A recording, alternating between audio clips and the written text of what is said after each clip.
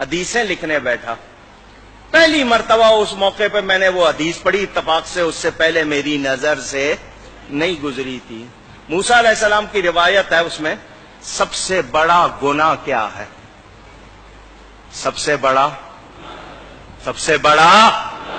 ہم سمجھتے ہیں کسی کو قتل کر دینا، غیبت کر دینا، زنا کر لینا، شراب پی لینا ہے، ہم تو اس کو سمجھتے ہیں.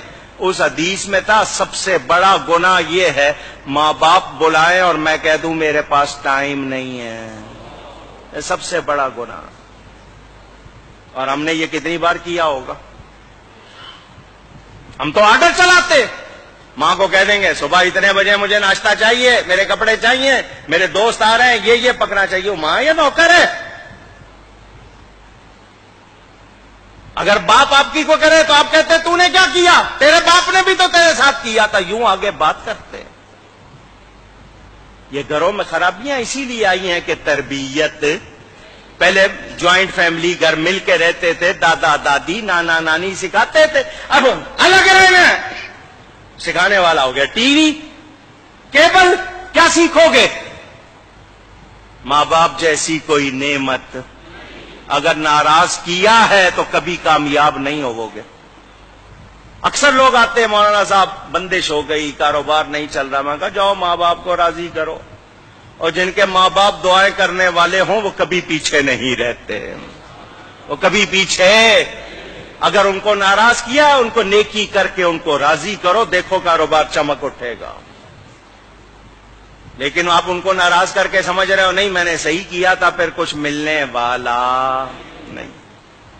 حضور صلی اللہ علیہ وسلم کا ارشاد بیہقی شریف میں حدیث موجود، فرمایا میں عشاء کی نماز پڑھ رہا ہوتا، میری ماں میرا نام لے کر بلاتی، میں نماز چھوڑ کر ماں کے پاس جاتا.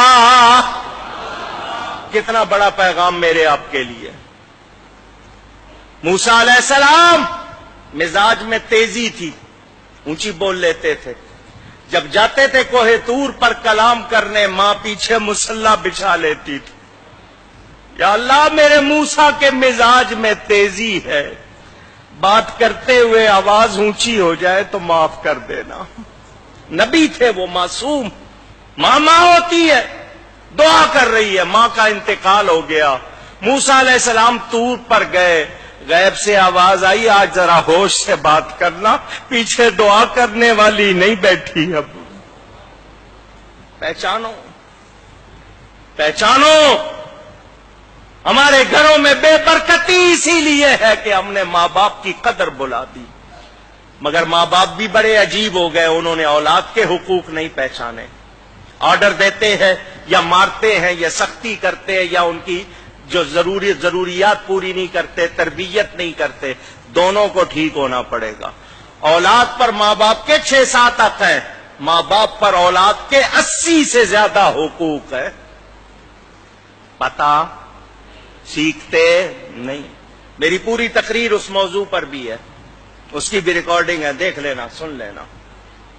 پہچانو، کوشش کرو، اپنے معاشرے کو ٹھیک کرو.